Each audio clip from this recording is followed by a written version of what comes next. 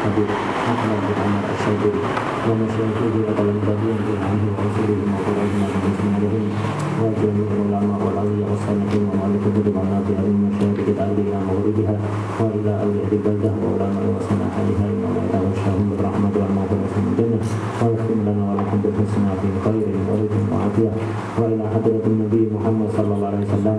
Al-Fatihah.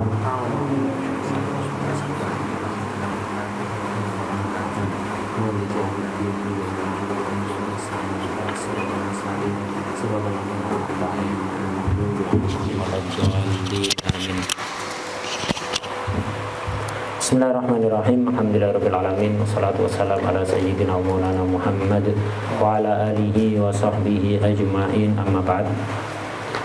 Insyaallah mulai hari ini 1 Ramadan 1444 Hijriah pada duhur kita mulai daurah kitab Yaqutun Nafis. Ini adalah daurah yang ketiga.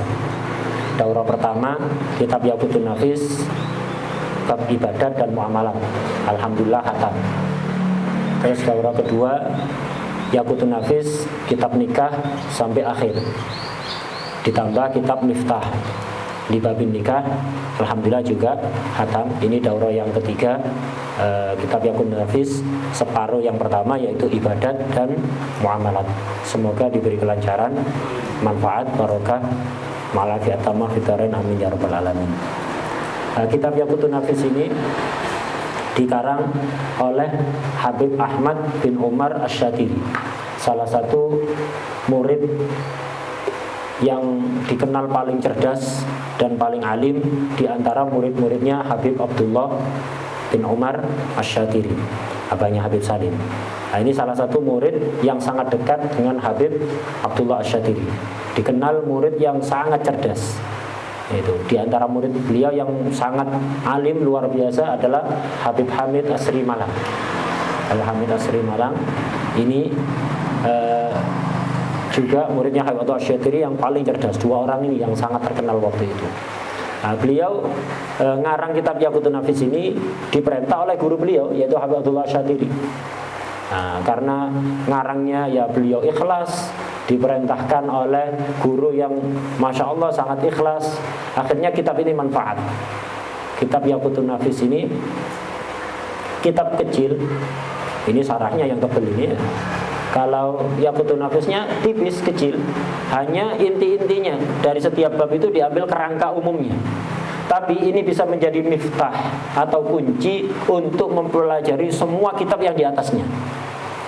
Jadi kalau antum paham kitab Yaqutun Nafis ini, apalagi sama taklek-takleknya, insya Allah memahami kitab apa saja setelahnya, bahkan kitab Minhaj sekalipun yang dianggap kitab yang sangat tinggi dalam jenjang pendidikan madhab Imam Syafi'i, itu akan sangat terbantu, khususnya dari bab zakat, haji, puasa, muamalat, nikah, jinayat, itu akan sangat terbantu dengan kitab ini. Dan Al-Fakir sudah merasakan itu. Ini dulu alhamdulillah kitab ini Al-Fakir belajar awal sampai akhir ada di Kuliyatus Syariah Jami'atul Ahqaf di Hadramut. Alhamdulillah khatam. Dan sangat membantu sekali setelah itu belajar minhaj, sangat terbantu. Mempelajari kitab apapun, antum mau baca Umdah, mau baca Fathul Qorib, mau baca Fathul Mu'in, mau baca Minhaj, dengan kitab ini sangat terbantu sekali. Tapi bukan berarti ketika antum khatam kitab ini terus paham isinya, kemudian untuk mempelajari kitab di atasnya tidak perlu talaqi, tidak perlu guru, bukan begitu. Membantu itu. Tapi tetap untuk melanjutkan ke jenjang kitab selanjutnya tetap harus punya guru. Karena kalau orang pahamnya itu dari guru bersanad, itu insya Allah aman. Nggak ada pemahaman yang aneh-aneh. Pemahaman aneh-aneh itu muncul gara-gara orang cerdas tidak mau ngaji kepada seorang guru. Kepinginnya mengandalkan kecerdasannya, mutola'ah sendiri. Ini bahaya ini. Ini biasanya pemahamannya banyak atau sedikit banyak itu menyimpang, tidak tepat dan ngotot biasanya. Karena cerdas, merasa pemahamannya ini yang benar. Nah, itu. Karena itu tetap perlu guru. Nah, kitab ini sekali lagi adalah kunci untuk memahami kitab-kitab yang ada di jenjang atasnya. Beliau pengarangnya ini wafat dalam keadaan dalam usia masih sangat muda.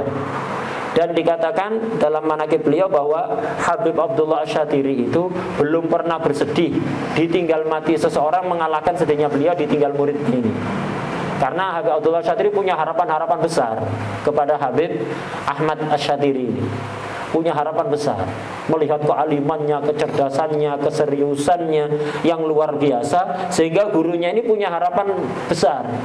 Ternyata Allah berkehendak lain, meninggal dalam usia muda. Karena itu sangat sedih sekali Habib Abdullah Asy-Syatiri. Kita mulai. Bismillahirrahmanirrahim. Alhamdulillahi ala ma syara'a minad-din wa hada ila siratil mustaqim. Wassalatu wassalam ala rasulil amin Sayyidina Muhammadin wa alihi at-tahirin wa sahbihi ajma'in, amma ba'd. Beliau memulai kitabnya dengan bismillah karena pertama mengikuti apa yang dicontohkan oleh Al-Quran. Al-Quran dari sisi penyusunannya dimulai dari bismillah. Dari sisi penyusunannya dimulai dari bismillah. Ini niru Al-Quran. Kemudian juga mengamalkan hadits kul amrin dibalin la yubda'u fihi bi bismillahirrahmanirrahim fa huwa aqta wa fi riwayatin abtar wa fi riwayatin ajdam. Sesuatu yang baik kok tidak dimulai dengan bismillah, maka aqta. Aqta itu makna aslinya orang yang tidak punya tangan, kaki. Kata orang Jawa itu beruntung. Kata orang Jawa, tidak ada tangan, tidak ada kakinya. Itu artinya apa? Aqta, kurang barokah. Kurang barokah. Kemudian apa? Setelah bismillah membaca alhamdulillah. Sama, karena Quran dalam penyusunannya juga sama. Bismillahirrahmanirrahim, alhamdulillahirabbil alamin penyusunannya. Kalau turunnya pertama kali apa? Iqra. Ya, pertama kali Iqra. Tapi dalam penyusunannya dan penyusunan Al-Qur'an itu sudah merupakan tuntunan dari Rasulullah sallallahu alaihi wasallam. Walaupun ada khilaf di sana. Nah, jadi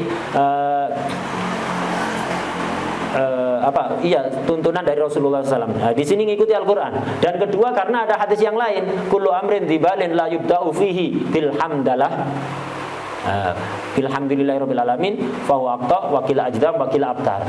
Nah, jadi ada dua hadis yang menunjukkan bahwa perkara baik tidak dimulai dengan bismillah, alhamdulillah, maka kurang barokah. Lah ini yang harus didahulukan yang mana? Bismillah apa alhamdulillah? Didahulukan bismillah. Kenapa? Ngikuti Al-Quran tadi itu. Loh kan hadisnya ada yang riwayat alhamdulillah. Iya. Ibtidak di sini ada ibtidak hakiki, ada ibtidak idhofi atau nisbi. Ibtidak hakiki yang memang betul-betul yang awal. Kalau ibtidak idhofi itu ya termasuk yang awal tapi bukan paling awal. Itu ibtidak idhofi atau nisbi. Nah, bismillahirrahmanirrahim. Alhamdulillah ala ma syara'a minad-din. Itu. Segala puji bagi Allah atas apa yang Ia syariatkan berupa agama. Wa hada ila siratil mustaqim. Wassalatu wassalam ala rasulil amin. Diikuti dengan sholawat. Karena apa? Biar barokah. Karena apa? Sumber barokah Rasulullah sallallahu alaihi wasallam. Kepingin barokah sebesar-besarnya yang dekat dengan Rasulullah sallallahu alaihi wasallam. Sayyidina Muhammad wa alihi at-tahirin wa sahbi ajmain. Setelah salat kepada Rasulullah sallallahu alaihi wasallam, salawat kepada keluarga beliau. Kenapa? Ada larangan dalam hadis walaupun sanadnya menurut sebagian ulama masih diperdebatkan. Rasulullah sallallahu alaihi wasallam melarang untuk kita melakukan as-salatul batrah, salawat yang terputus. Salawat hanya pada Nabi tapi tidak kepada keluarga Nabi. Ini ada larangan walaupun bukan larangan haram. Walaupun bukan larangan haram. Karena itu salawat pada keluarga Nabi. Kemudian kepada sahabat dikiaskan kepada al. Keluarga Nabi didahulukan daripada sahabat. Kenapa? Perintah bersolawat kepada keluarga Nabi itu dengan nas. Sedangkan salawat kepada sahabat itu dengan dalil kias. Nas lebih didahulukan daripada kias. Wa sahbi ajmain, sahabat semuanya tanpa terkecuali.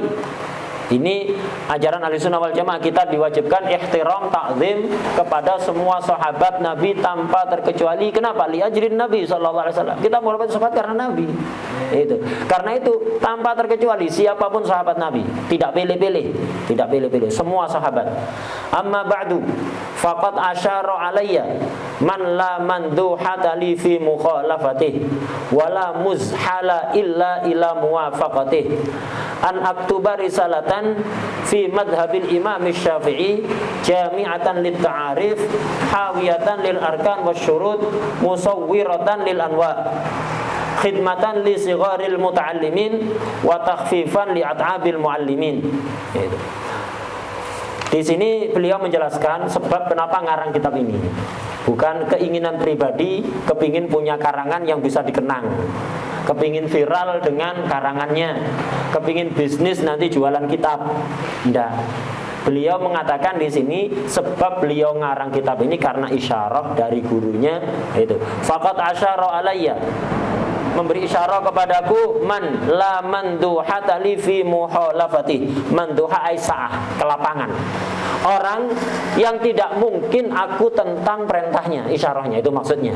Manduha aisyah, kelapangan, keluasan, orang yang tidak mungkin untuk aku tentang isyarahnya. Wala muzhala illa ila muwafaqatih, muzhala ai mutanaha, tidak ada tempat untuk menjauh kecuali menuju kecuali nuruti beliau. Jadi tidak bisa menjauh kecuali dengan nuruti beliau.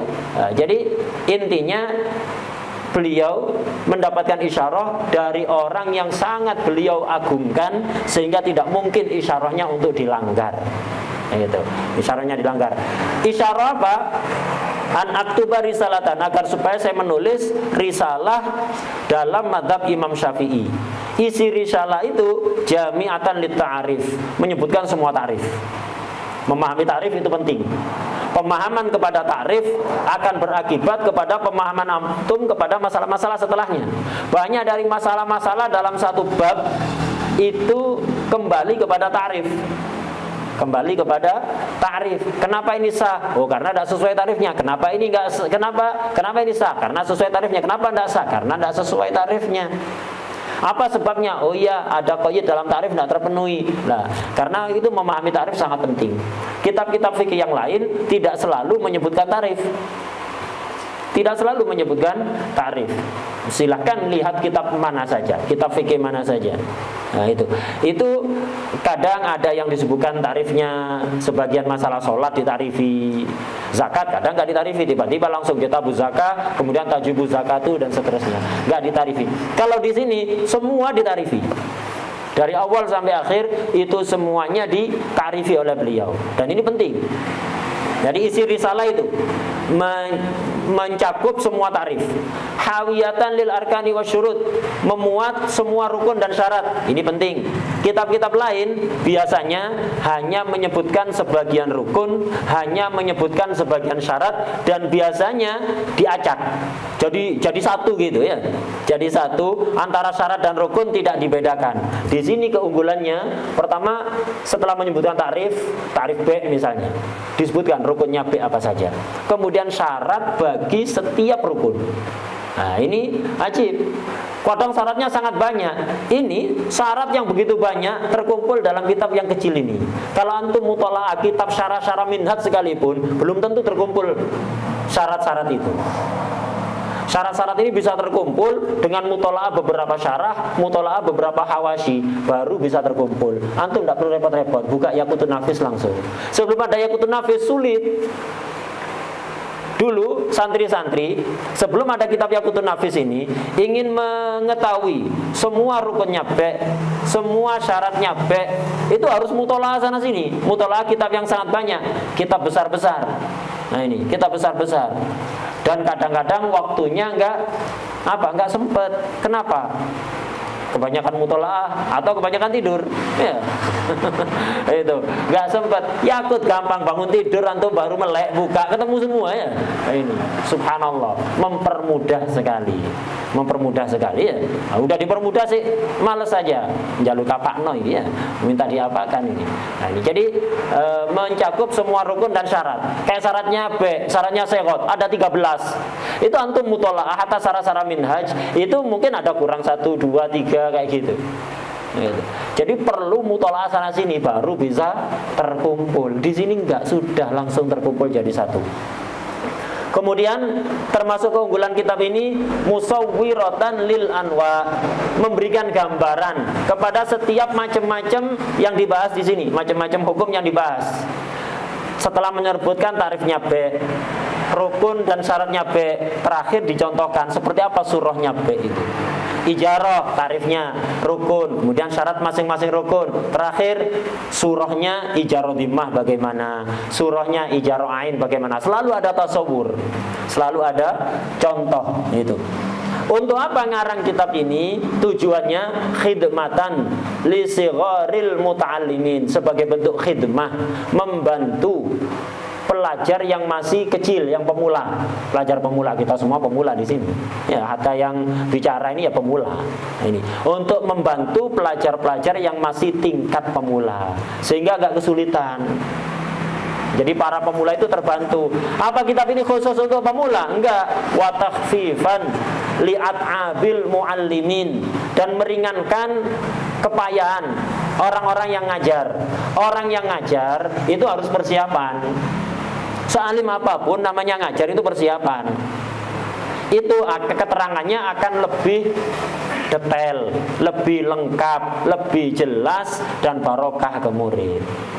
Sealim apapun, jangan sampai ngajar gak persiapan. Walah, kitab ini aja saya bangun tidur raup tok, cuma cuci muka bisa nerangkan kitab ini dengan detail. Jangan begitu. Saya melihat sendiri pembesar ulama di Tarim sana, pembesar-pembesar ulama yang sudah dilakopi dengan Ibnu Hajarnya Tarim, dilakopi dengan ini, kitab-kitab syarah-syarah minah itu udah hafal luar kepala. Itu kalau ngajar, hatta kitab kecil persiapan, melihat sendiri. Biasanya di masjid ngajar, saya melihat sendiri salah satu pembesar ulama Tarim ngajar warokot, kitab usul paling rendah itu sudah, paling bawah, kitab usul paling bawah, sangat mukhtasar sekali itu mutolaahnya sejam lebih. Untuk ngajar warokot, mutolaahnya sejam lebih. Hotel sini. Jadi ngajar warokot, mutolaahnya sejam lebih. Padahal bagi beliau ngajar warokot ini ya sudah hafal luar kepala, tapi tetap mutolaah. Nah itu penting. Lah kalau gurunya aja penting mutolaah, apalagi muridnya ya. Jadi jangan hanya sekedar hadir, sebelum datang dibaca. Kayak ini kita mau baca bab toharo kan, harusnya tadi antum sebelum datang ke sini bab toharo dibaca sendiri. Faham tak faham bukan urusan antum, yang penting baca. Tugas antum baca. Nah, kemudian ketika daras fokus memperhatikan. Setelah daras dimutolaah, catatan keterangan ketika daras fokus mendengarkan. Ada keterangan-keterangan dicatat. Setelah selesai daras dimutolaah, dirangkum. Itu dicatat ulang yang paling penting-penting, catat ulang, dirapikan, dihafalkan. Lah seperti itu. Dengan begitu antum mondok setahun terasa. Bedanya itu terasa. Itu beda. Terasa ada banyak ilmu yang kita dapatkan. Tapi kalau hanya pokok datang, ya enggak persiapan, enggak mutolaah, enggak fokus. Ya kayak biasa-biasa. Anak mondok setahun kok enggak ada perubahan ya. Ya bukan salah siapa, salah antum sendiri. Itu harusnya seperti itu. Mudarisnya harus persiapan, muridnya juga harus persiapan. Nah ini Yakut ini di samping untuk membantu pelajar pemula, juga untuk membantu para pengajar. Sehingga untuk mutolaah, persiapan mau ngajar B, syarat-syaratnya dari setiap rukun B itu apa. Kalau mutolaah kitab sana sini ya mungkin waktunya tidak nututi. Itu. Tapi kalau dengan ini terbantu. Akhirnya karena beliau mendapatkan isyarah, karena isyarah dari gurunya, lah isyarah itu dari seorang guru itu jangan disia-siakan, tidak bakalan datang lagi nanti. Jadi isyarah, sekali dapat isyarah laksanakan. Itu jangan waduh kayaknya tidak bisa, jangan kayaknya udah kalau dapat isyarah dari seorang guru. Kenapa? Sebagaimana perkataan Habib Ahmad bin Zain Al-Habsyi. Itu Habib Ahmad bin Zain Al-Habsyi itu karangan-karangannya banyak dari isyarah Habib Abdul Haddad gurunya. Termasuk ngarang Syarah Ainiyah. Itu isyarah dari gurunya. Beliau ya sebegitu, merasa tidak pantas, merasa tidak punya waktu, merasa begini. Tapi kalau sudah karena ini isyarah guru dilaksanakan. Dan beliau mengatakan al-isyarah dalil taisiril ibarah. Itu. Al-isyarah dalil taisiril ibarah. Akan dimudahkan semuanya. Isyarah itu tanda, dalil, petunjuk untuk memudahkan ibarah. Akan dimudahkan semua. Kalau antum melakukan apa saja berdasar isyarah, itu gampang. Jadi kayak antum itu dituntun, bukan jalan sendiri, dituntun, dibimbing gitu loh. Nemu aja jalan. Tapi kalau kita melakukan sesuatu berdasarkan pemikiran kita sendiri, keinginan kita sendiri, biasanya banyak menemukan kebuntuan-kebuntuan. Mandek gini. Tapi kalau isyarah itu biasanya mudah. Itu sebagaimana perkataan Habib Ahmad bin Zain al-Habsyi, itu al-isyarah dalil taisiril ibarah. Akan dimudahkan. Nah, kalau nggak antum ambil isyarah itu, antum tidak ada himmah untuk melaksanakan, kemudian suatu hari kepingin melaksanakan, susah sudah. Seolah-olah kita berjalan sendiri. Jadi karena itu kalau ada isyarah, manfaatkan sebaik mungkin. Kalau ada isyarah dari guru yang mereka orang-orang yang dekat kepada Allah, itu manfaatkan. Itu akan dimudahkan. Nah, akhirnya beliau ini menyambut baik isyarah dari gurunya. Tadi siapa itu? Man laman tu hatali fi mukhalafati wala musahala ila muwafaqati, yaitu gurunya Habib Abdullah bin Umar Asy-Syatiri.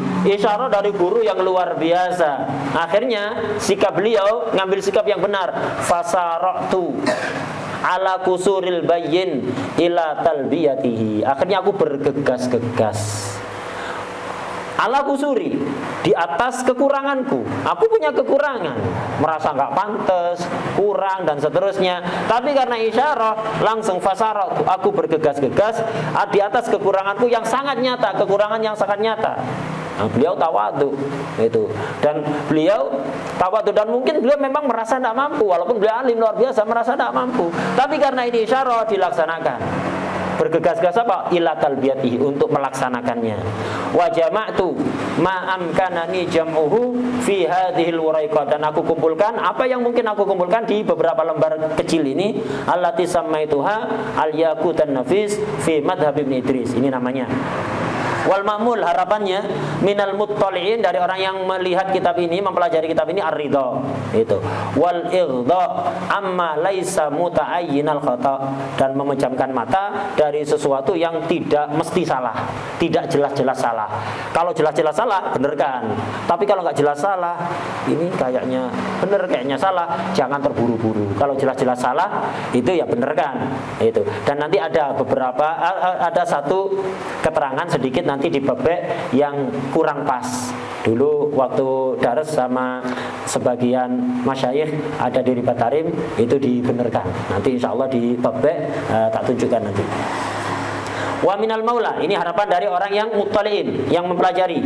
Harapan dari Allah, wa minal maula subhanahu al-isabah wal qabul, memberi pahala dan menerima kitab ini.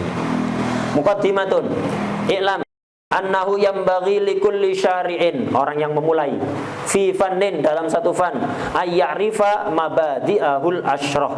Itu. Orang yang belajar ilmu apapun itu selayaknya, seharusnya mengetahui 10 asas ilmu tersebut.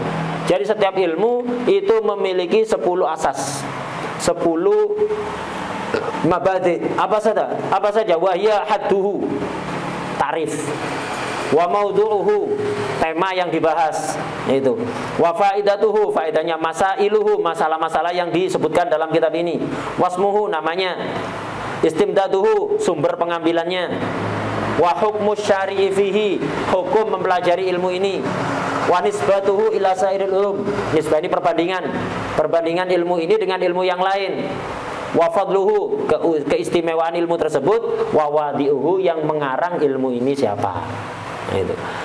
Wal fan alladzi nahnu bi sadadihi al fiqhu, fan yang sedang kita pelajari saat ini, alladzi nahnu bi sadadihi, yang kita sekarang berada di depannya, kita mempelajarinya, ini adalah al fiqhu, fikih. Jadi ilmu ini namanya fikih, namanya kita sudah tahu. Kita sekarang belajar ilmu fikih. Nah, itu. Jadi penting mengetahui ilmu apa yang kita pelajari ini, penting. Jadi ini ilmu fikih. Karena ilmu fikih ya jangan ngarep-ngarep nanti di dalam Kitab ini antum nanti akan diajari misalnya ilmu-ilmu yang nggak ada sangkut pautnya dengan fikih, ya bukan tempatnya. Tentang ilmu tauhid misalnya, waduh saya kepingin belajar tauhid, ya salah alamat. Kita belajar fikih itu.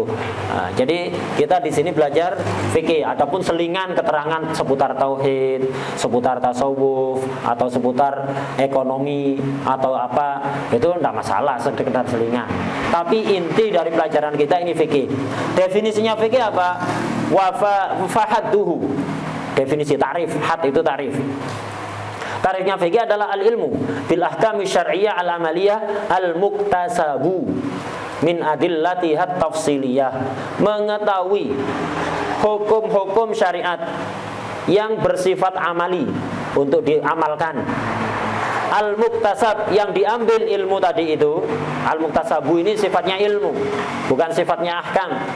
Yang ilmu tadi itu diambil dari dalil-dalil yang tafsili.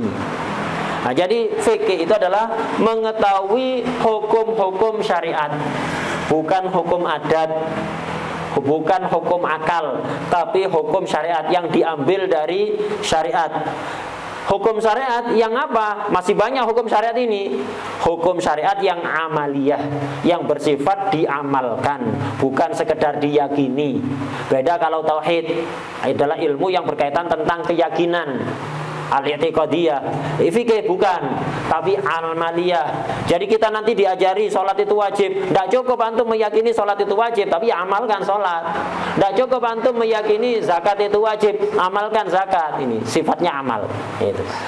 Al-muktasabu min adillatihat tafsilah. Yang mana ilmu tadi itu, pengetahuan tadi itu diambil dari dalil-dalilnya yang terperinci, yang tafsili, bukan ijmali.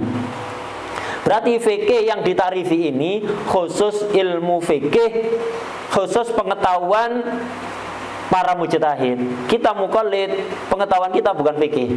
Jadi kita orang-orang yang taklid ini, sealim apapun ilmu fikih, tetap ilmu yang kita ketahui bukan fikih. Fikih yang hakikatan. Yang fikih urfan, ya, hakikatan enggak. Kenapa hakikatnya fikih adalah pengetahuan yang muktasab, diambil dari dalilnya. Kita kan enggak ngambil dari dalilnya, dari kalam-kalam ulama, dari kitab-kitabnya ulama. Antum tahu niat dalam wudhu wajib dari mana? Dari kitab fikih, bukan dari dalilnya innamal a'mal binniyat. Lu saya tahu juga dalilnya itu, ya tahu dalilnya. Gimana kok bisa menunjukkan wajib? Kok bisa innamal a'mal binniyat itu menunjukkan wajib itu gimana caranya? Apa memang hadisnya hanya itu? Tidak ada hadis-hadis yang bertentangan dan seterusnya. Nah, jadi mengetahui hukum langsung dari dalilnya itu tidak akan bisa dilakukan kecuali oleh mujtahid. Kita yang taklid ini, walaupun mengerti niat dalam wudhu itu wajib, dalilnya innamal amal binniyat, tetap kita ini bukan mujtahid. Kita hanya tahu hukum, tahu dalilnya. Kemudian, ya apa dalil ini bisa menunjukkan makna seperti itu? Nah, ini kita tidak tahu. Loh, diajari kok kalau belajar kitab perbandingan madhab atau fikih muqarran biasanya diajari wajud dalalah.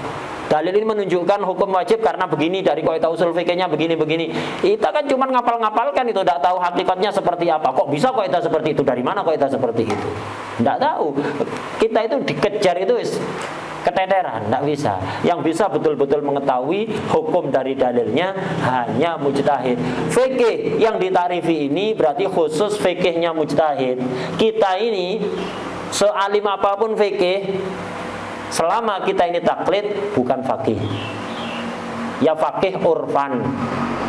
Faqih urfan menurut masyarakat faqih. Tapi secara hakikatan bukan faqih. Itu bukan faqih. Udah. Ini tarifnya fikih. Wa maudu'uhu. Tema yang dibahas dalam fikih ini apa sih? Fokus itu. Yang dibahas dalam fikih itu af'alul mukallafin, perbuatan orang mukallaf. Bahas sholat. Sholat itu perbuatan siapa? Perbuatan orang mukallaf. Zakat, perbuatan orang mukallaf. Wudu, tayamum, menghilangkan najis, jual beli, sewa menyewa, akad nikah, tolak, dan yang lain-lain. Ini semuanya perbuatan orang mukallaf. Yaitu yang dibahas dari sisi hukumnya. Dibahas dari sisi hukumnya, wajib, sunnah, itu mubah, makruh, itu haram, khilaful aula, sah, batil dari sisi hukumnya. Jadi pekerjaan orang mukallaf yang dibahas dalam fikih dari sisi hukumnya. Wa faidatuhu, faedahnya belajar fikih apa? Faedahnya belajar fikih biar pinter ngomong, pinter debat, pinter bahsul masail, atau apa? Enggak. Faedahnya fikih itu diantara faedahnya, tapi belum tentu baik. Faedah yang inti dari fikih ini, imtisalul awamir wajtinabun nawahi. Biar kita tahu perintah Allah, kemudian nurut, melakukan dengan benar. Biar kita tahu larangan Allah, kemudian dijauhi. Bukan hanya sekedar tahu perintah Allah begini, larangan Allah begini. Bukan hanya sekedar tahu, tapi kemudian imtisal, mengikuti. Dan ini hakikatut takwa. Takwa itu apa? Imtisalul awamir wajtinabun nawahi. Orang itu tidak bakalan bisa takwa tanpa fikih. Jadi gak bisa fikih ditinggalkan, itu gak bisa. Gak bisa. Oh, saya cukup tasawuf aja, gak bisa tasawuf tanpa fikih. Itu gak bisa. Harus dua-duanya, tasawuf dan fikih harus. Itu fikih ini dasar, amal dohir. Itu amal dohir. Jadi harus fikih itu mutlak harus dipakai. Oh, saya tidak hakikat anto sudah langsung, nggak usah. Itu Allah kan tahu saya ini serius dalam ibadah. Saya sholat ini serius, walaupun gerak-gerak banyak, ya Allah yang penting kan tahu hati saya ini sholat. Nggak bisa. Sebagian orang kadang gitu. Haji, tidak mau mengikuti aturan fikih, terus mau panas, jadi pakai kopiah. Sebagian orang haji umroh karena panas waktu ihram pakai kopiah. Loh, kenapa pakai kopiah? If'al wala haraj. Allah kan tahu hati saya itu, dan tahu masyaqqat yang saya alami. Tidak bisa. Allah kan tahu hati saya, yang penting hatinya sudah. Tidak bisa yang penting hatinya, yang penting hatinya. Hati ada ilmunya, anggota badan ada ilmunya, semuanya harus dipakai. Ilmunya a'dha, jawarihnya anggota badan harus dipakai, ilmunya hati juga harus dipakai. Jangan hanya ilmunya badan tanpa ilmunya hati, atau ilmunya hati tanpa ilmunya badan. Sama-sama ada ilmunya. Tasawuf itu ilmunya hati, fikih ilmunya badan. Dua-duanya harus dipakai, tidak bisa. Tasawuf tidak pakai fikih, harus dua-duanya. Nah, jadi inti fikih itu untuk kita bisa melaksanakan perintah dengan benar, menjauhi larangan dengan benar. Bukan hanya sekedar apal-apalan, pinter debat, enggak. Wa masailuhu itu hiyal qadaya allati tudkaru fihi. Masalah-masalah yang disebutkan dalam fikih itu apa? Al qadaya, yaitu qadiyah yang disebutkan dalam fikih. Qadiyah ini istilah mantek, qadaya jamu qadiyah. Qadiyah itu adalah yang terdiri dari maudhu' dan mahmul, atau dalam istilah balaghah musnad dan musnad ilaih. Kalau dalam nahwu ada mubtada, khobar, fi'il, fa'il. Masalah-masalah yang disebutkan dalam fi'il fa'il, dalam ilmu fikih ini, ya susunan mubtada khobar yang disebutkan dalam kitab fikih. An-niyatu wajibatun, an-niyatu mubtada wajibatun khobar, atau fi'il fa'il tajibun niyatu fil wudu. Lah yaitu yang dibahas. Yang beberapa permasalahan yang disebutkan dalam kitab fikih. Apa ya? Nanti kita baca ya. Itu nanti kita baca. Wasmuhu, namanya ilmu fikih, wadih. Wastimdaduhu, penggamilannya fikih, sumbernya fikih itu diambil dari mana? Pemikiran mujtahid, mikir-mikir hanya apa? Ngarang-ngarang dari pikirannya, ndak. Minal kitab, Al-Quran, was sunnah, hadis-hadis Nabi, wal ijma, kesepakatan ulama, wal qiyas. Nah, ini diambil itu. Fikih bukan hasil pemikiran mujtahid, hanya pemikiran yang tidak bersumber dari syara', ndak. Pemikiran dalam upaya memahami Quran, hadis, ijma, dan qiyas, seperti itu. Jadi kita ngikuti mujtahid itu ngikuti Al-Quran, ngikuti mujtahid itu ngikuti hadis Nabi. Jangan pernah terkecoh oleh orang. Ayo kembali kepada Alkitab was sunnah. Tidak usah pakai kitab fikih yang dikarang oleh Imam Syafi'i, Imam Malik, Imam Abu Hanifah, Imam Ahmad. Kita ngikuti Al-Quran kan ngikuti Allah. Kita ngikuti hadis kan ngikuti Rasulullah SAW. Allah tidak mungkin bohong, Rasulullah juga mustahil untuk bohong. Allah tidak mungkin salah, Rasulullah tidak mungkin salah. Kalau Imam Syafi'i mungkin bohong apa enggak? Mungkin bohong apa enggak? Mungkin. Secara mungkin, secara akal mungkin. Mungkin salah apa enggak? Mungkin. Lah kenapa ada yang jelas-jelas benar, mesti benar, kok ngikuti yang mungkin salah? Nah, banyak orang terkecoh dengan omongan-omongan seperti ini. Nggak paham. Ya nggak paham, nggak ada orang ngajak kembali kepada Al-Quran dan Sunnah, itu nggak ada.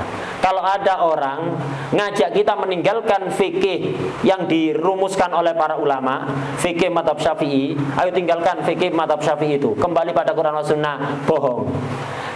Kenyataannya apa? Dia itu ngajak kita meninggalkan fikih yang dirumuskan oleh Imam Syafi'i, pemahaman Imam Syafi'i kepada Al-Quran dan Sunnah, untuk mengikuti pemahamannya dia.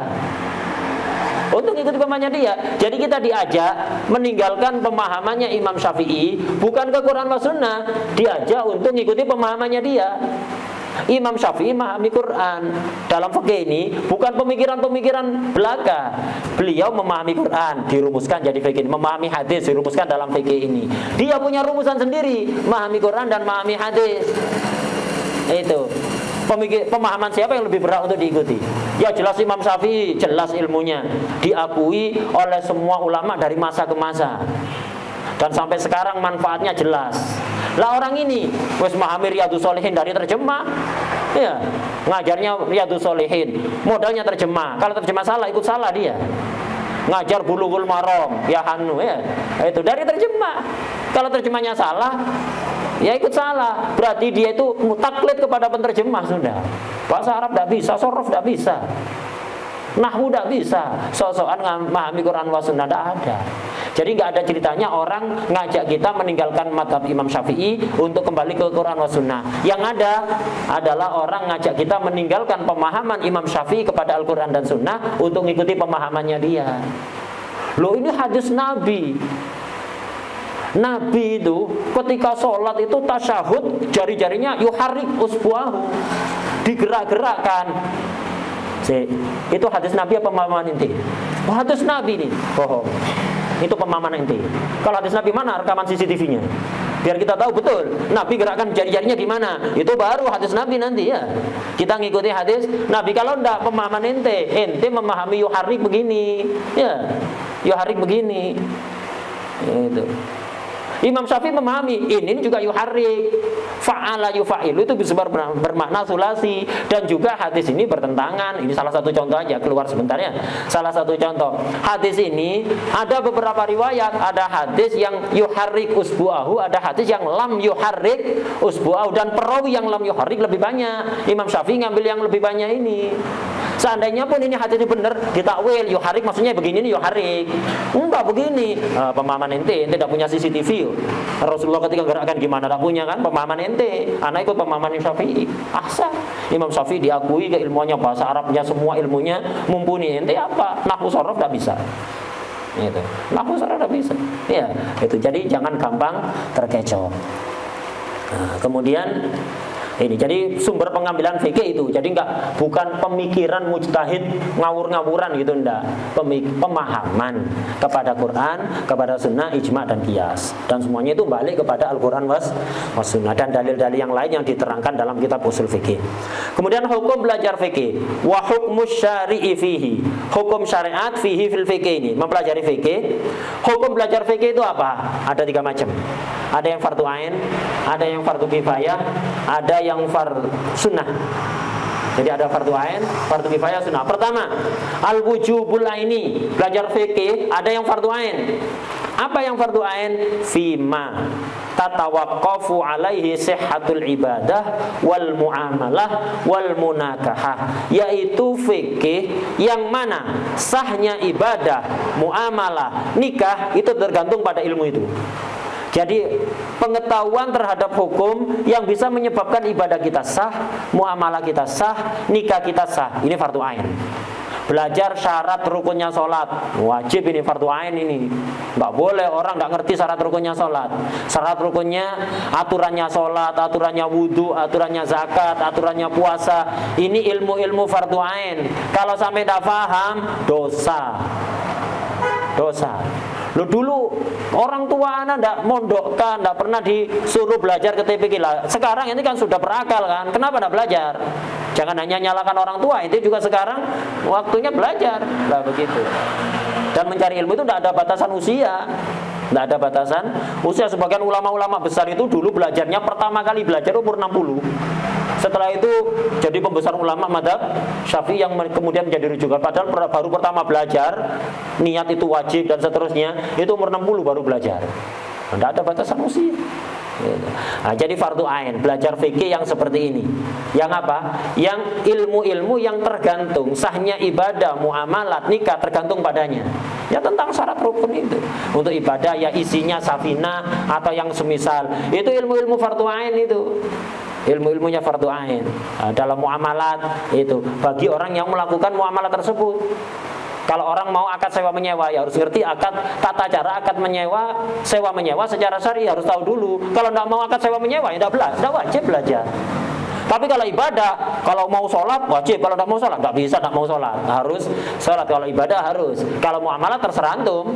Antum seumur hidup nggak mau jual beli, ya fadol, hidup di gunung, nanam pisang sama padi, makan makanan dari situ, tidak usah pernah tidak beli apa-apa, udah bumbunya nanam sendiri, semuanya serba nanam sendiri, nggak ada beli-belinya.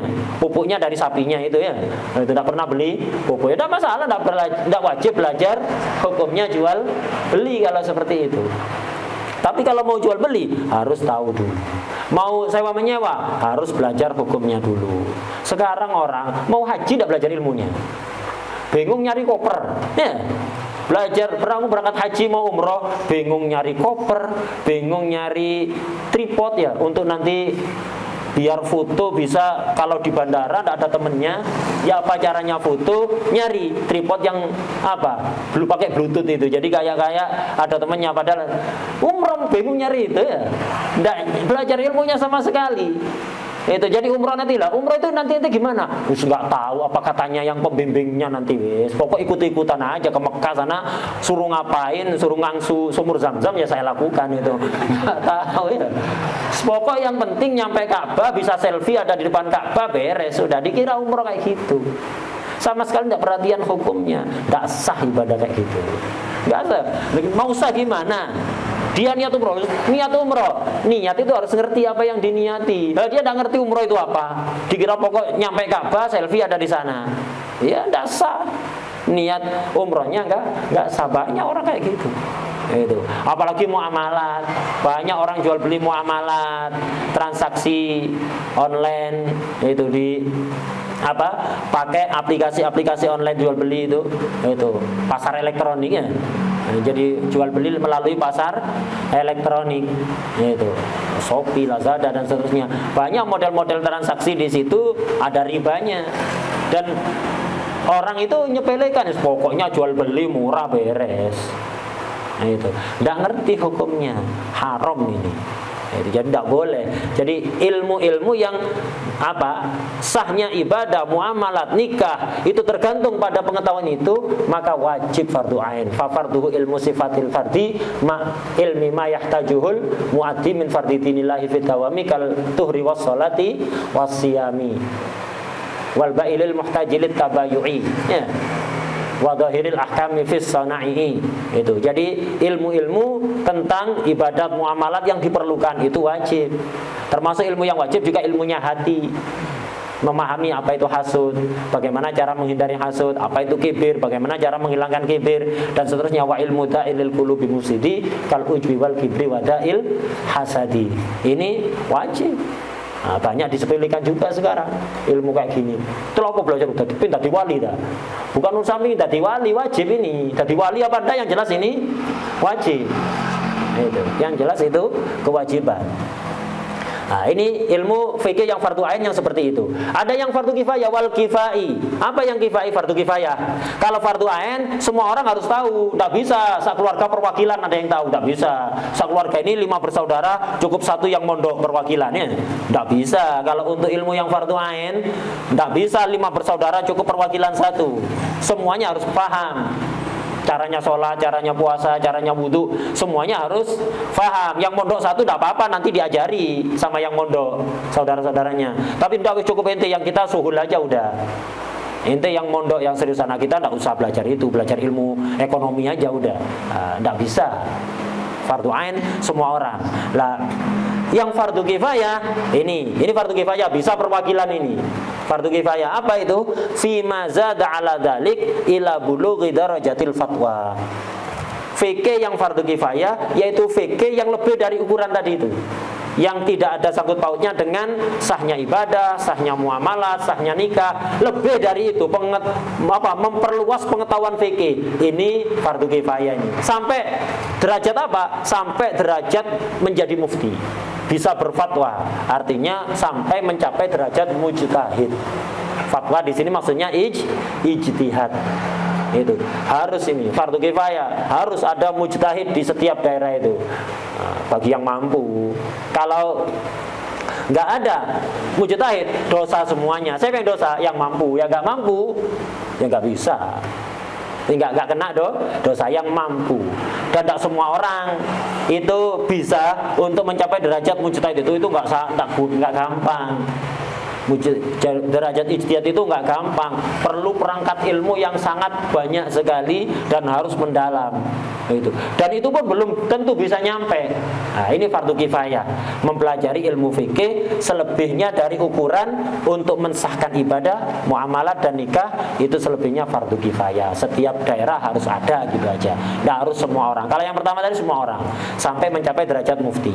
Ada yang sunat, ini yang di atasnya lagi. Wan nadbu, ada belajar fikih itu yang sunat. Apa? Fi mazad ala dalik. Sudah jadi mujtahid, pingin lebih luas lagi ilmunya. Nah, ini ilmu sunat, ini kayak Imam Syafi'i. Imam Syafi'i itu umur 12 tahun sudah mencapai derajat mujtahid.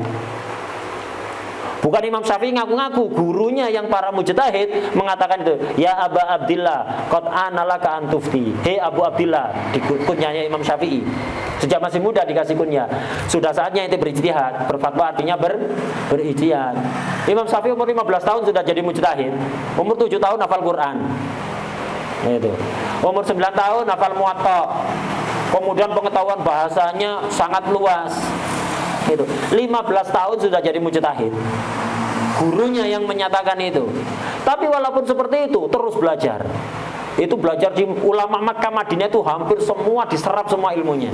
Tapi beliau tidak puas, belajar di Yaman.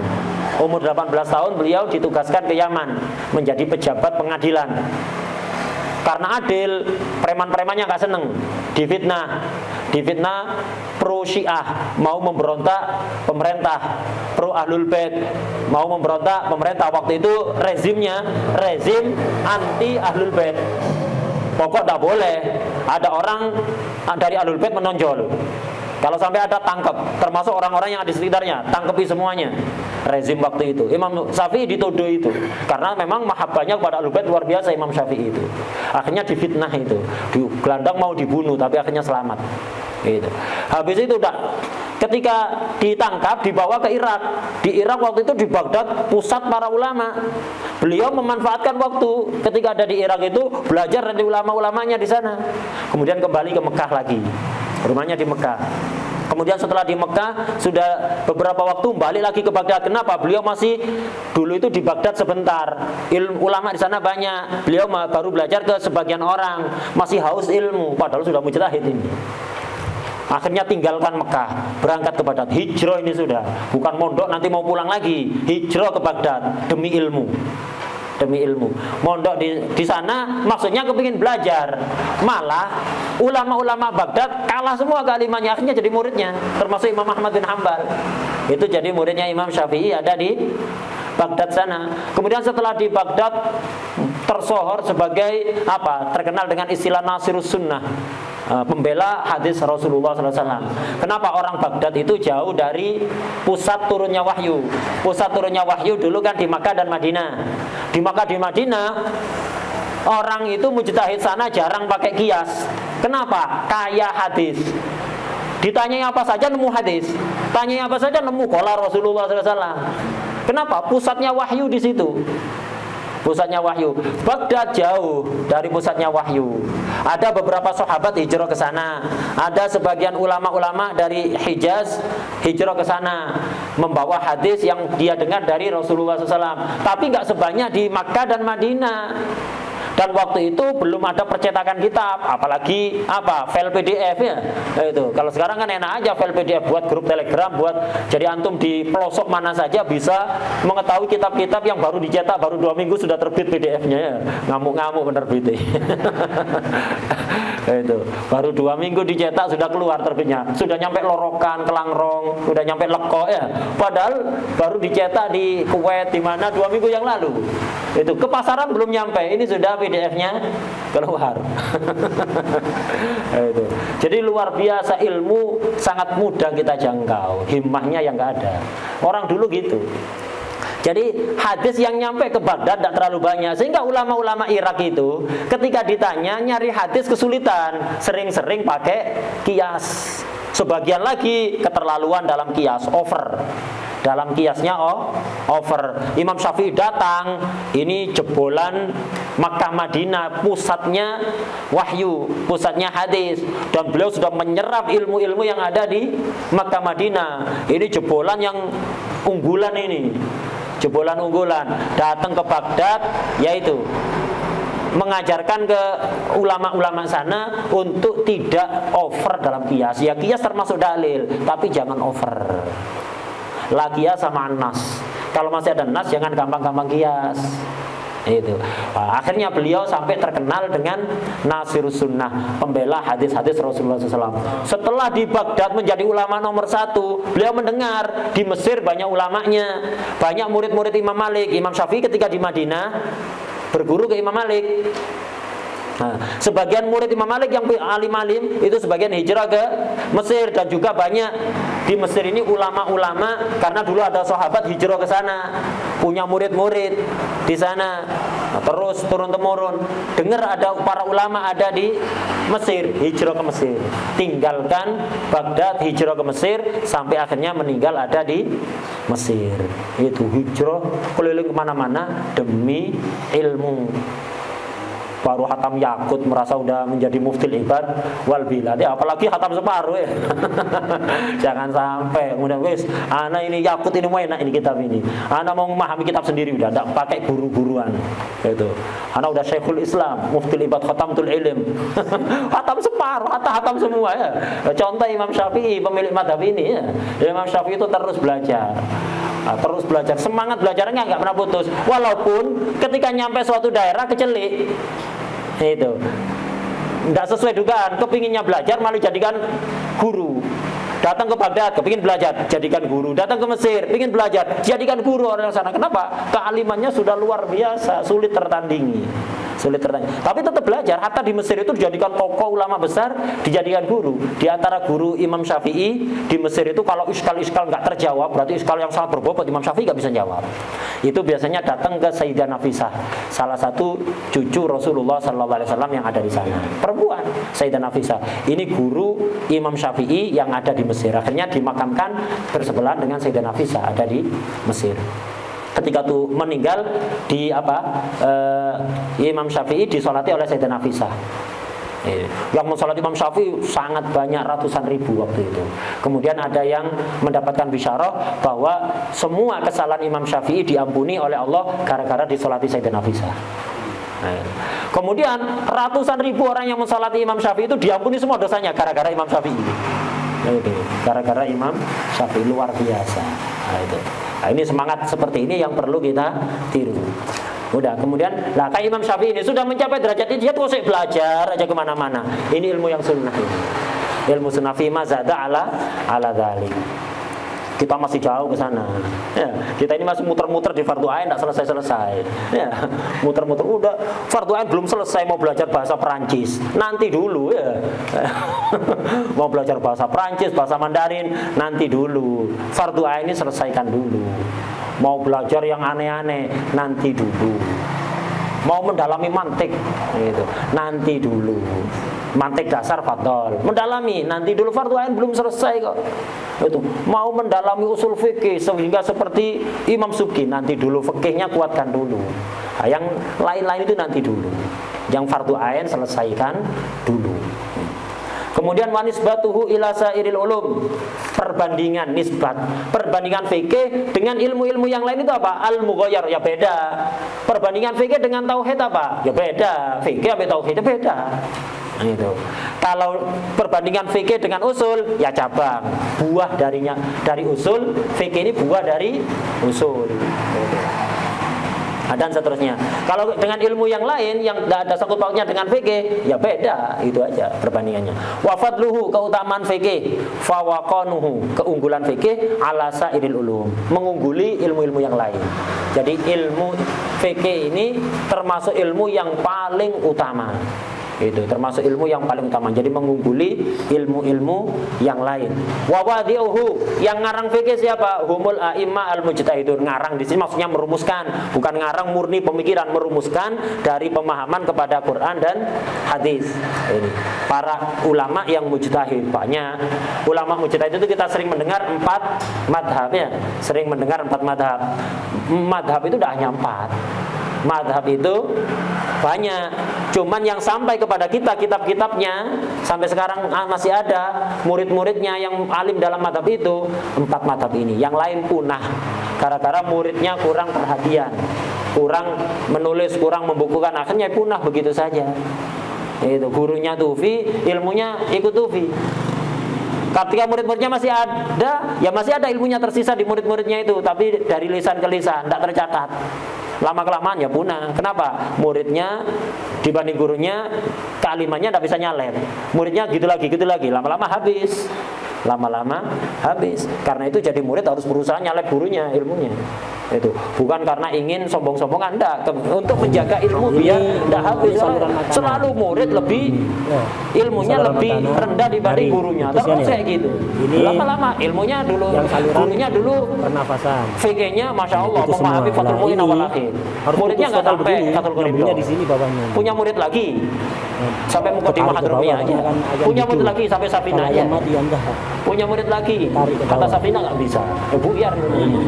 Jadi kalau gurunya dulu fatul mu'in, muridnya harus bisa nyalep ke tufahnya, harus begitu. Harus begitu, harus berusaha.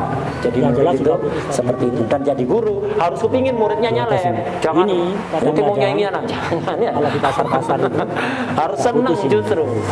Jadi ada 2 orang ketika disalep itu seneng. Orang tua disalep anaknya seneng. Di pasar kadang penyebabnya terlalu ke atas di seneng. Kayak Imam Subki. Imam Subki itu alimnya luar biasa. Keluarga cerdas Subki. Imam Subki ini ada Imam jadi ada di bawahnya Ali bin Abdul Kafi As-Subki. Ini yang abahnya. Sampai sini. Ada punya putra namanya Abdul Wahab. Abdul Wahab.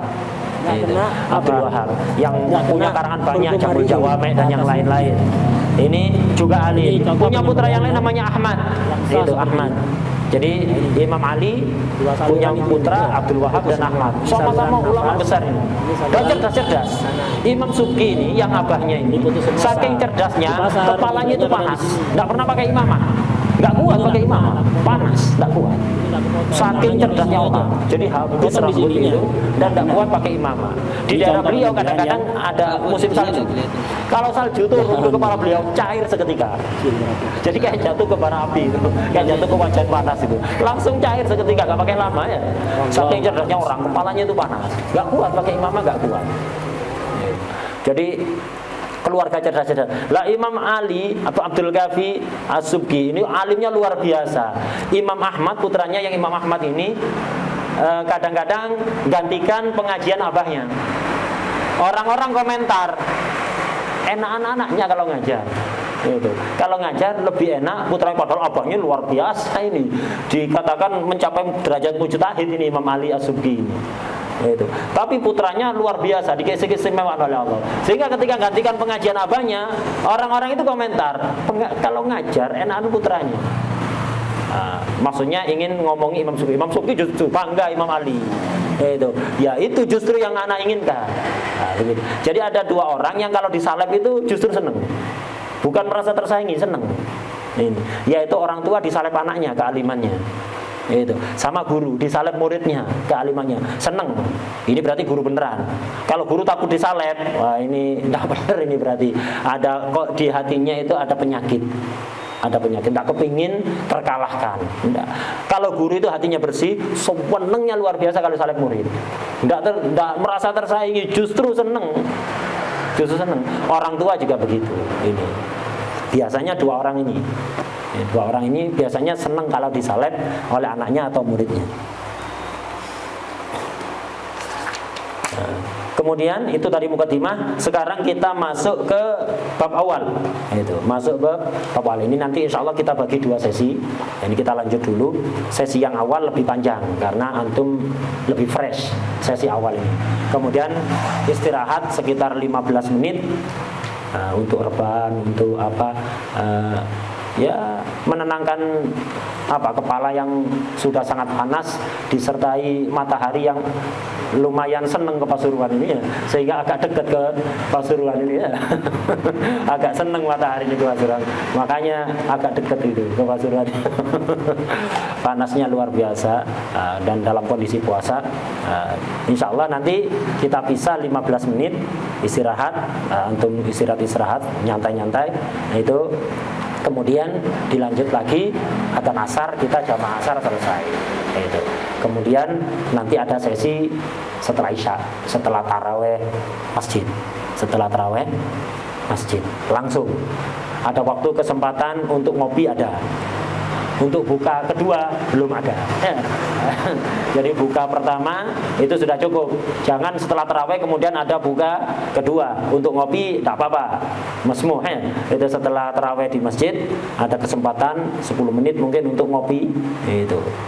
Nah, setelah itu kita daras mungkin 1 jam atau 1 jam lebih karena antum juga perlu persiapan itu ngecas untuk sholat yang malam jam 1 ya. Nah, seperti itu. Setiap hari kita atur seperti itu. Jadi yang duhur awal langsung kayak tadi itu. Nah, kayak tadi itu duhur awal sholat mulai. Nah, yang sesi pertama ini 1 jam lebih, istirahat 15 menit. Sesi kedua ya sampai adzan asar saja. Nah ini kita lanjut dulu. At-Taharatu, bab yang pertama at-Tahara. At-Tahara lughatan an-nadhafatu wal khulusu minal adnas hissiyatan kanat kal anjas au ma'nawiyatan kal uyub. Tahara itu punya makna secara bahasa, punya makna secara syarak. Tahara secara bahasa adalah an-nadhafah, bersih. Wal khulus, bebas, minal adnasi, dari kotoran. Ini toharo. Toharo secara bahasa bersih dan bebas dari kotoran. Kotoran ini baik hissiyatan, hissiyah nisbah kepada hiss. Hiss itu indra. Setiap manusia punya indra ya, indra penglihatan, pendengaran, peraba, perasa, ya. Kemudian penciuman. Hissiyatan berarti baik kotoran itu bisa tertangkap oleh panca indera, bisa disentuh oleh tangan, bisa dirasakan oleh lidah, bisa terlihat oleh mata. Ini hissiyah. Contohnya hissiyatan kanat kal anjas, seperti najis kotoran sapi, kotoran kambing, kotoran ayam kayak gitu itu. Au ma'nawiyatan, atau kotoran yang maknawi. Maknawi enggak bisa tertangkap oleh panca indera.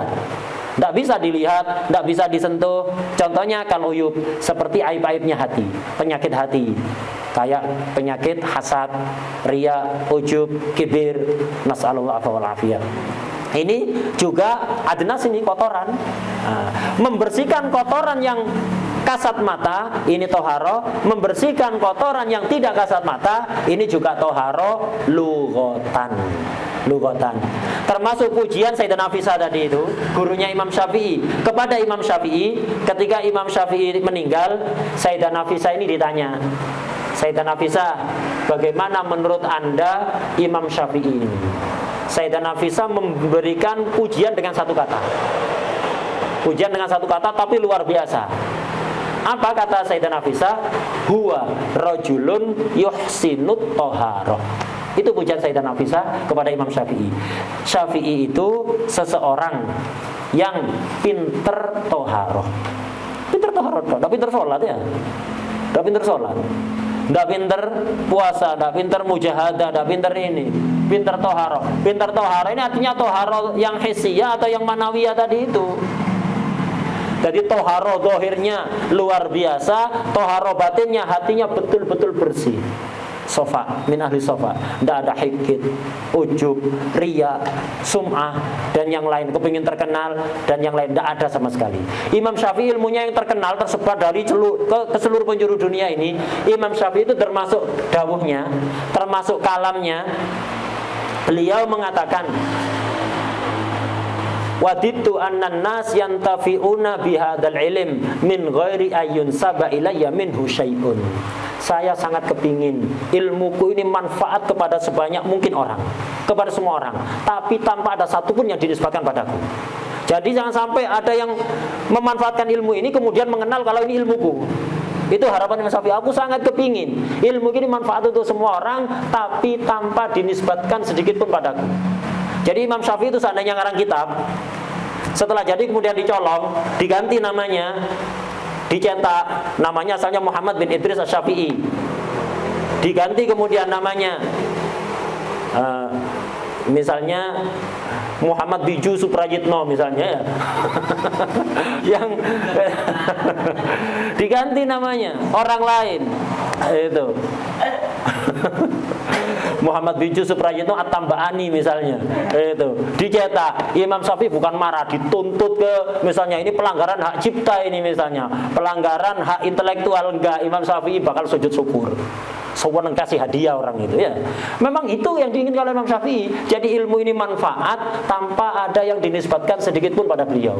Bukan dituntut karena pelanggaran hak intelektual, ini melanggar undang-undang. Enggak, justru senang bakal dibayar orang itu. Ahsan, anak tak repot-repot nyetak dan tidak ada yang disebutkan pada Allah. Bakal senang Imam Syafi'i. Ini maksudnya. Makanya pujian Sayyidah Nafisah itu, huwa rajulun yuhsinut toharoh, toharoh dhahirah dan toharoh batinah. Itu pujian Sayyidah Nafisah. Wasyar'an, toharoh syar'an itu apa? Ini takrifnya Imam Ibnu Hajar. Takrif yang disebutkan di sini, ini takrifnya Imam Ibnu Hajar. Takrifnya toharoh secara syara' yaitu fi'lu ma tatawaqqaf alaihi ibahah walau min ba'dil wujuh au thawabun mujarrad. Melakukan sesuatu yang mana ibahah, kebolehan sholat, kebolehan tawaf. Ibahah ini kebolehan. Kebolehan apa? Kebolehan melakukan sesuatu. Kebolehan sholat, kebolehan tawaf dan yang semisalnya. Melakukan sesuatu yang mana kebolehan sholat, tawaf atau semisalnya tatawaqqafu alaih, tergantung padanya. Antum tidak punya wudu, sholat tidak boleh kan? Berarti bolehnya sholat tergantung pada wudu. Orang junub sholat tidak boleh. Mandi, nah, mandi ini sholat tergantung pada dia. Bolehnya sholat tergantung pada mandi. Kalau tidak mandi tidak boleh. Itu. Ada orang pakaian atau badannya najis, sholat tidak boleh. Maka najisnya harus dihilangkan. Lah menghilangkan najis ini bolehnya sholat tergantung padanya. Ini namanya toharoh.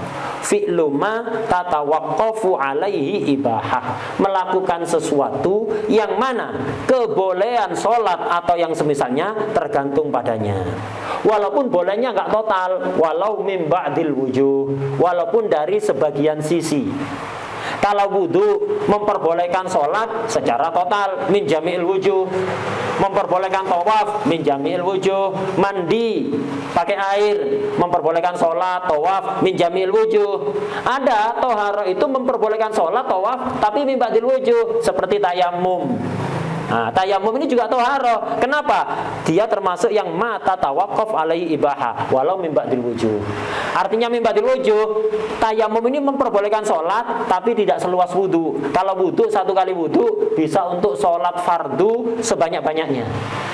Tapi kalau tayamum hanya satu kali fardu. Itu.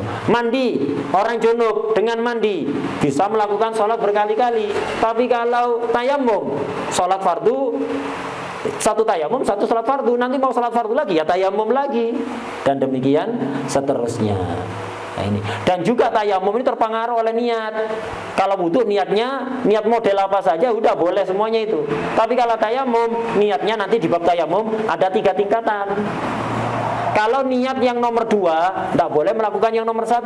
Kalau niat yang nomor 3, tidak boleh melakukan yang nomor 2 dan nomor 1 dan seterusnya. Terbatas. Min ba'dil wujuh maksudnya terbatas, walaupun terbatas.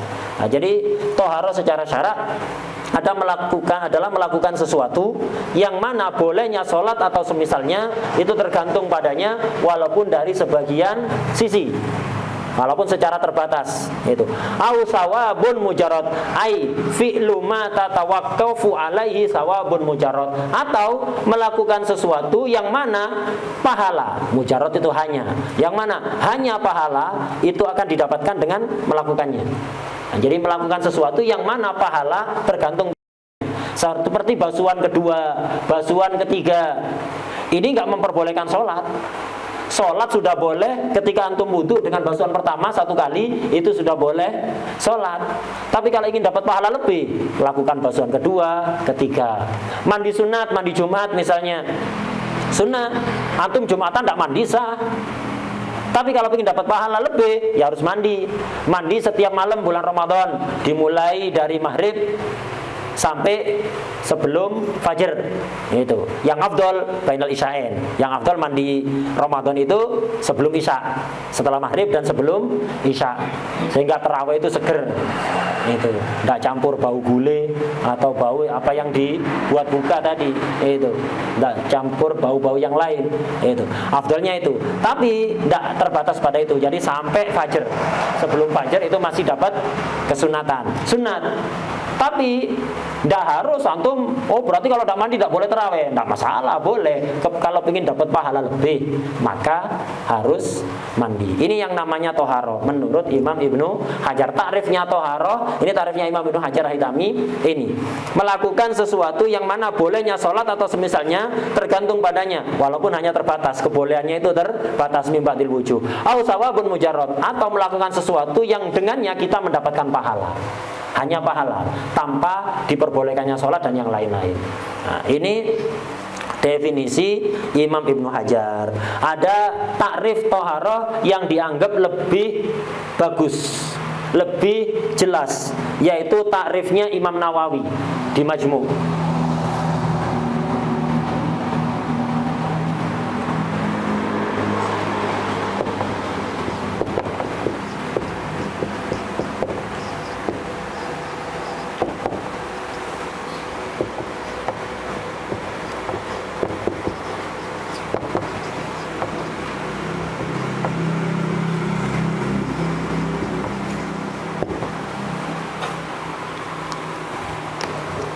Nah, ini takrif toharoh Imam Nawawi, majuan panas.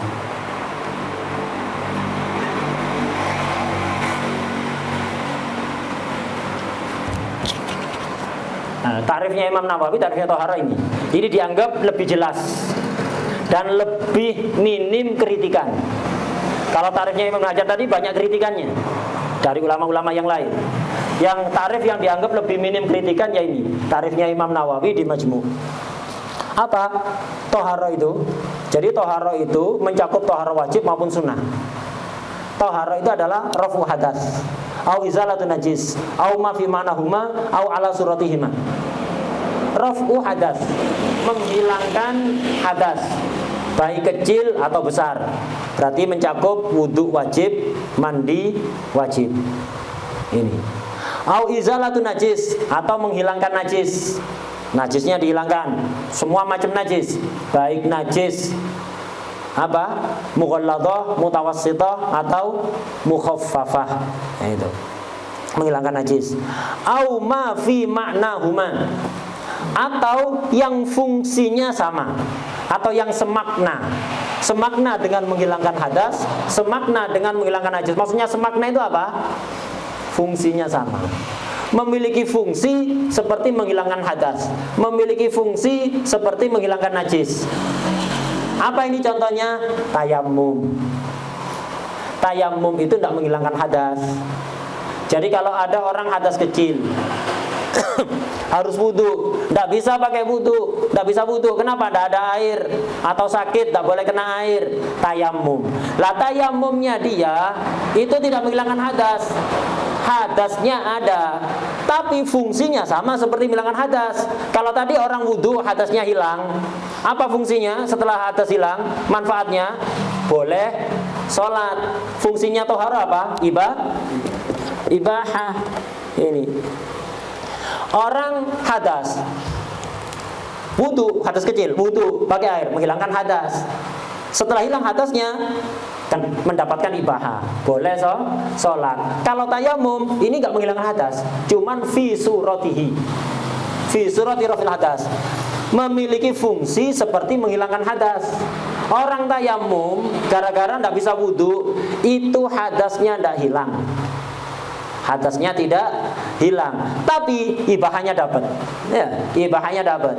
Hadasnya tidak hilang, tapi fungsinya sama seperti hadas, sama-sama mendapatkan ibahah. Junub ya mandi, kalau mandi hilang hadasnya, hasil ibahah. Tapi kalau tidak bisa mandi, tidak ada air atau sakit, tidak boleh kena air, maka apa? Diganti tayamum. Tayamum tidak menghilangkan janabat, tayamum tidak menghilangkan hadas, dia tetap hadas statusnya. Cuman ibahahnya dapat, memiliki fungsi sama seperti raful hadas. Huma kepada raful hadas dan izalatun najis. Yang memiliki fungsi seperti raful hadas, tayamum.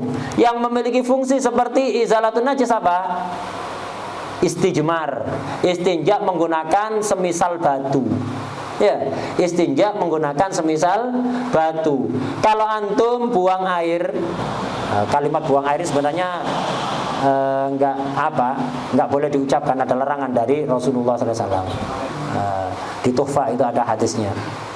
Jadi menumpahkan air, bahasa kita itu, padahal bahasa kita itu justru bahasa halusnya.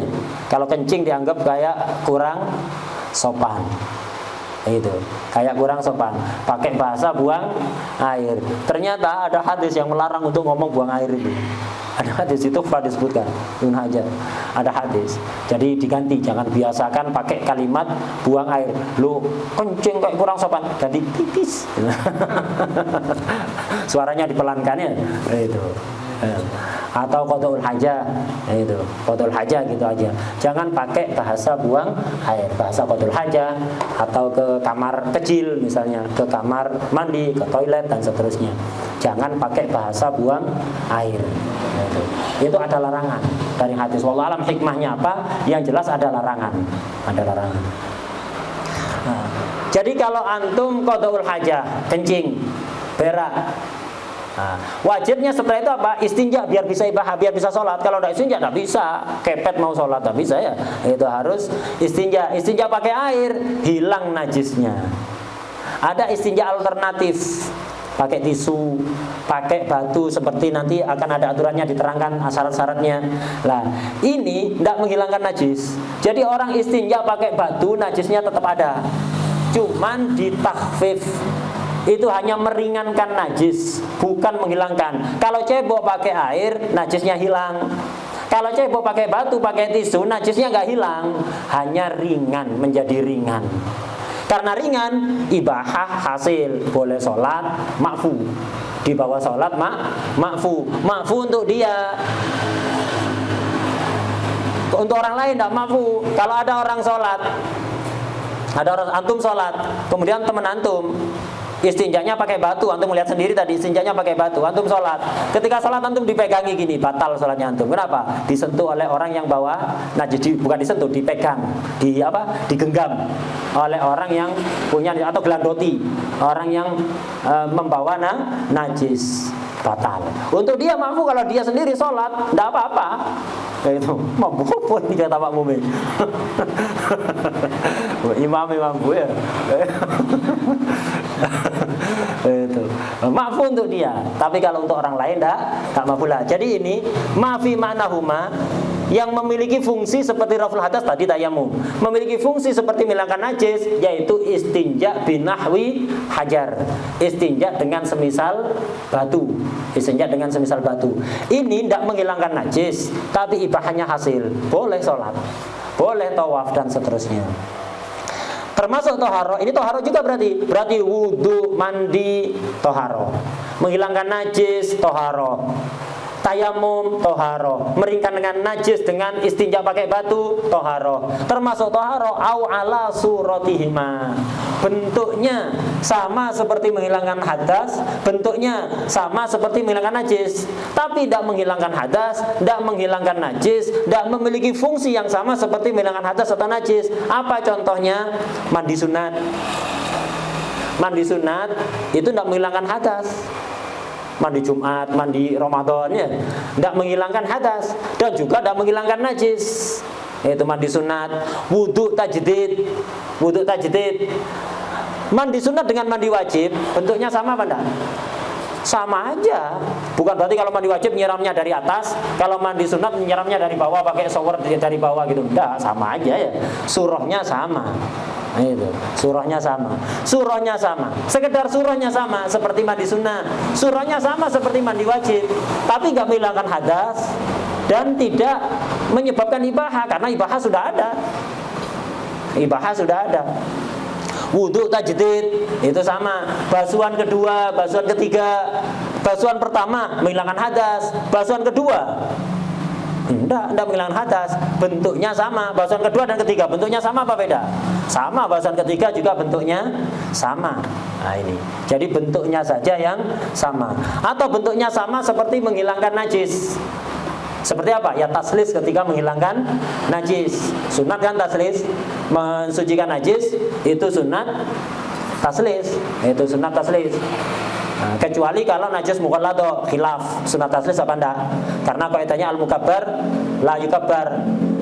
Menghilangkan najis mughalladha itu sudah berat.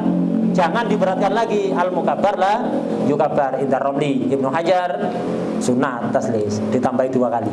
Nah, tapi selain najis mughalladha ada khilaf. Pakaian kita najis, disiram 1 kali sudah bersih, ya suci. Sunat disiram kedua, sunat disiram ketiga. Lah, siraman yang pertama menghilangkan najis, siraman kedua, ketiga tidak menghilangkan najis, tapi surahnya sama. Ini juga toharo. Jadi basuhan kedua, basuhan ketiga itu juga toharo. Mandi sunat, wudhu tajdid itu juga toharo. Semuanya. Lah ini takrif toharo yang disebutkan oleh Imam Nawawi di dalam kitab Majmu'. Ini dianggap ahsanut ta'rif. Dianggap takrif yang paling bagus. Wallahualam. Dianggap beliau ngambil yang takrifnya Imam Ibnu Hajar. Itu takrifnya Imam Ibnu Hajar. Yang paling bagus ini takrifnya Imam Nawawi di Majmu'. Ini toharo kita istirahat maksimal 15 menit. Maksimal itu ya. Minimalnya berapa? Semenit. Maksimal 15 menit. Nanti kita kembali lagi. Kita lanjut sesi kedua adzan asar. Kita nanti jamaah asar. Setelah itu silahkan istirahat. Sekarang juga silahkan untuk istirahat. Wallahu a'lam. Al-Fatihah.